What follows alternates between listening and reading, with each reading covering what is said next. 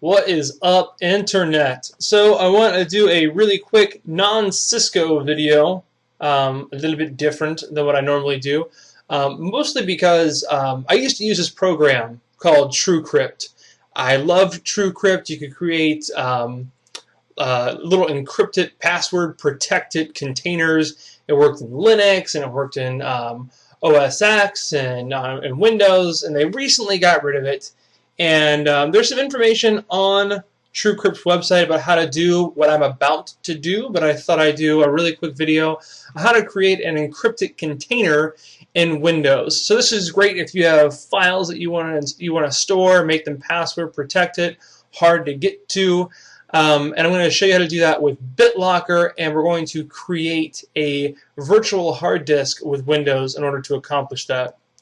So I'm running Windows 8.1. This works in Windows 8, Windows 7. I don't think it worked in Vista, but it's been a while since I looked at Vista. So I'm going to go into Computer Management.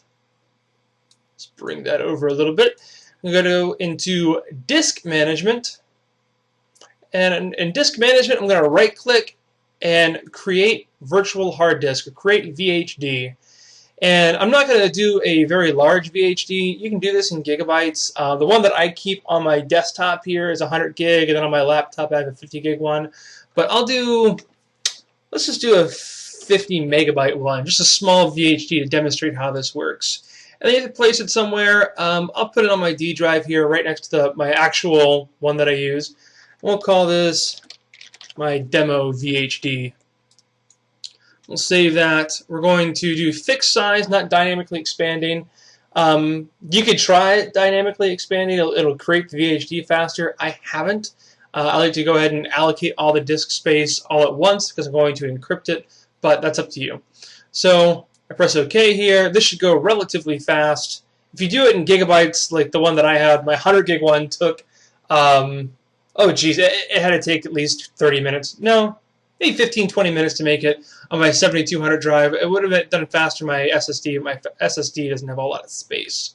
So anyway, back to what we're doing here. So I've created this VHD. I'm going to right-click and initialize.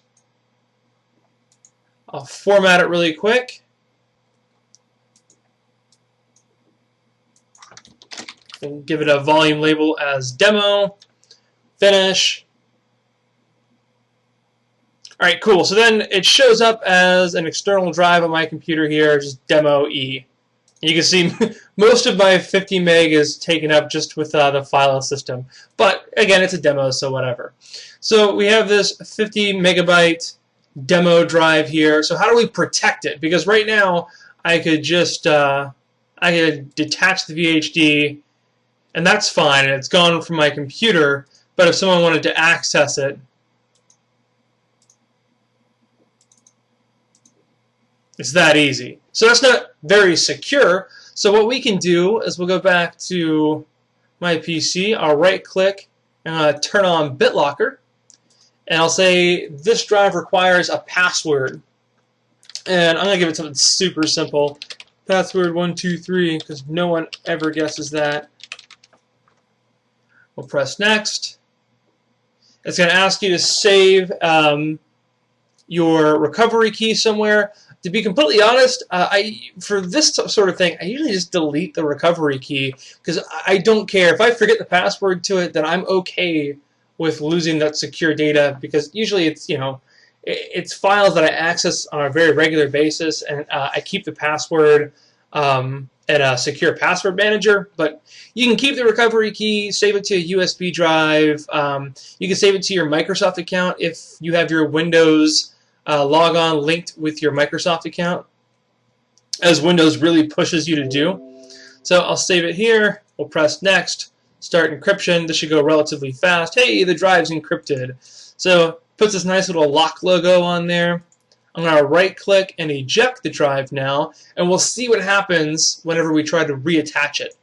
So I'll go back to Attach VHD. We'll browse to it. There's our demo drive. Click OK. And you'll notice, I got a little pop-up here for it, but you'll notice here that it just shows up locked. And if I want to open it, it prompts me for a password. Hooray! And password 123. Press unlock, and boom, there's our drive. And once it's and while it's locked, no one can access that data, so it worked as a protected container on your computer, which is really good for storing videos, any documents that you don't want anyone to have access to, stuff like that. So I thought I'd put together a really quick video showing how to do that with BitLocker now that TrueCrypt has been retired.